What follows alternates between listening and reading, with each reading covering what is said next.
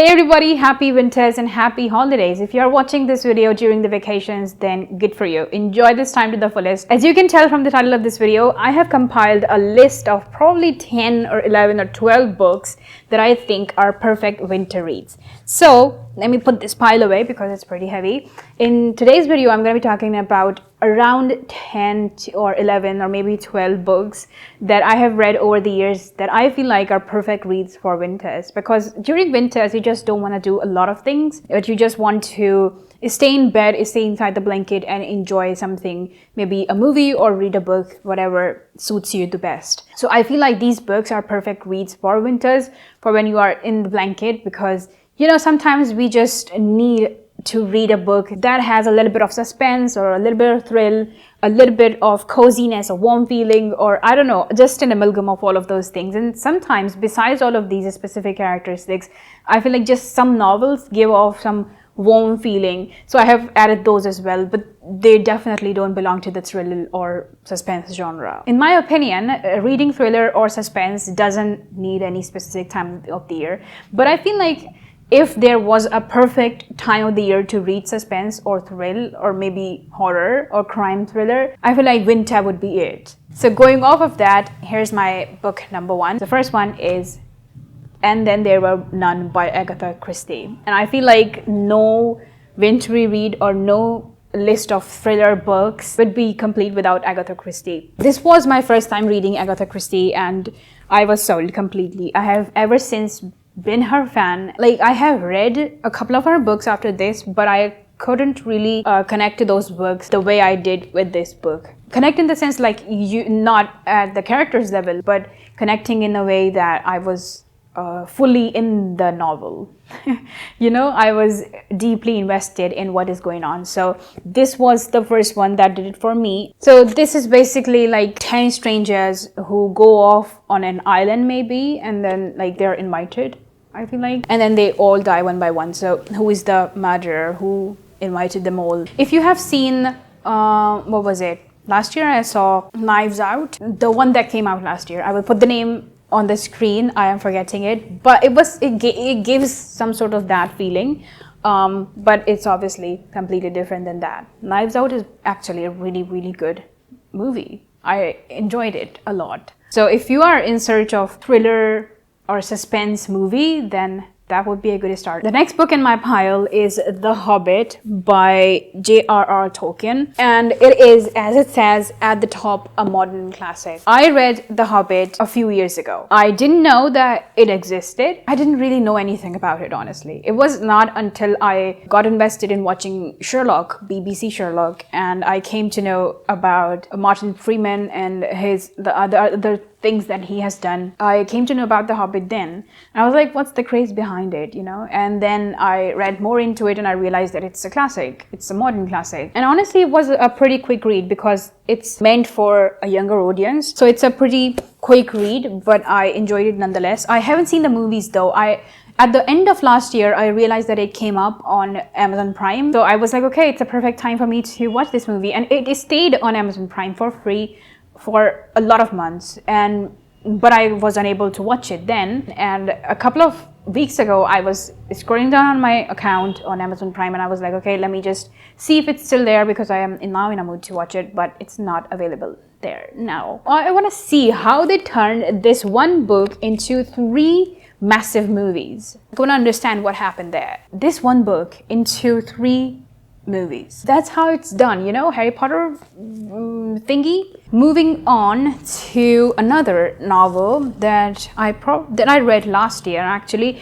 It's The Woman in the Window by A.J. Finn. And it is a suspense sort of novel, a psychological thriller to be more precise. And I had a really fun time reading this. And I also saw the movie, but it doesn't do justice to the book at all, especially the ending bit. Like, a lot is happening in this novel towards the end. Everything is being revealed, and like, even while reading the novel, I was extremely like gripping the edge of my seat because I wanted to know what's gonna happen in the next few lines. And like, the way it's been written, it really grips you into the momentum of what's going on in the novel. But while you are watching the movie, I don't think that they have done justice to that entire last sequence, because when everything is being revealed and the entire suspense bit and thrill bit towards the very end of the novel, it's just, I don't know, it just doesn't pack the punch, you know? Book number 4 is House of Salt and Sorrows by Erin A. Craig. If you have watched any of my previous recommendation videos or whatever, you might have seen me talking about this book. It's a retelling of 12 Dancing Princesses, and I haven't read the original, obviously. I haven't read a lot of classics, and it's a perfect winter read. It's about these 12 sisters, one after the other, descending order.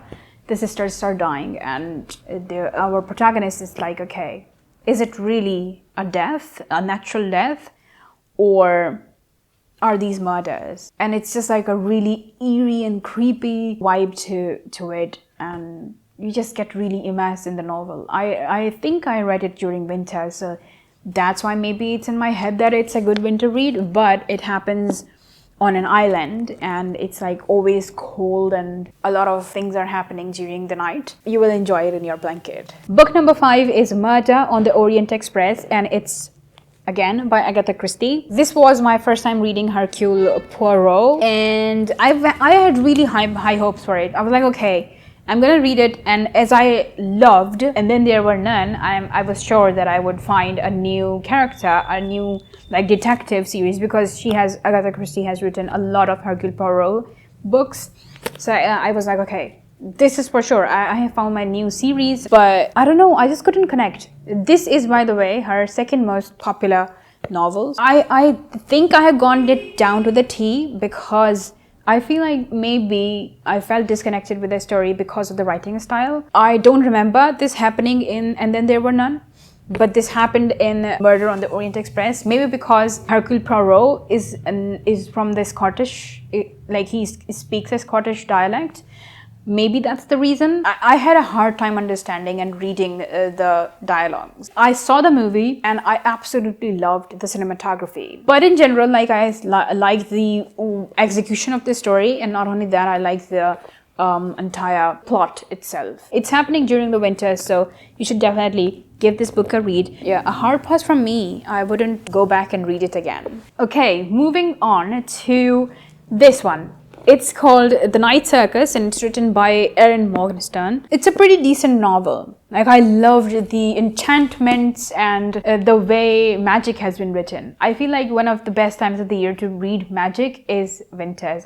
Every time I have read Harry Potter a couple of times, and every time I have read it during winters. And even like a few days ago, I was watching a clip of Harry Potter and I was instantly like craving it. That's why I'm recommending The Night Circus. There is also a lot of suspense in it as well. You're constantly thinking. You know, that's how you burn more calories during winters. Use your brain, people. The story is basically about this circus that appears only during the night. It says at the back as well, the circus arrives without warning. No announcements preceded.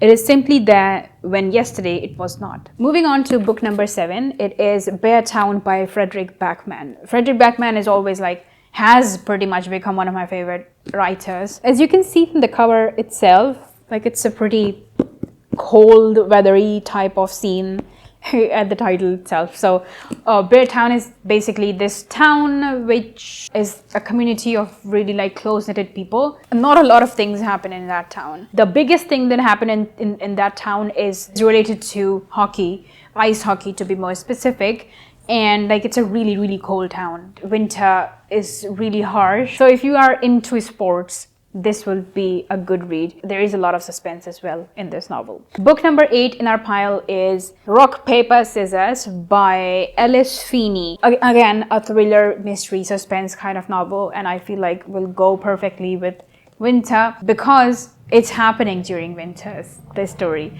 And it's a pretty intriguing one. I got creeped out at certain points as well. I have mixed views about this. Certain points I didn't like, certain things I really, really liked. But all in all, the entire way that this novel has been executed and the story and the suspense has been maintained throughout the end, I feel like that's something worth reading. So give this a go. Book number 9 is a classic, and it is Wuthering Heights by Emily Bronte. So it takes place in Yorkshire, moors of Yorkshire, and it is a pretty like dark kind of novel. The entire scene and the entire atmosphere that the author has built is so interesting to read. The next book that I would also suggest, I don't have the physical copy of it. It is Misery by Stephen King. My first time reading is Stephen King, and I have also done a full book review on that. It's not one of my favorites. The story takes place during winters, and so basically it's a story of a writer who is the author of this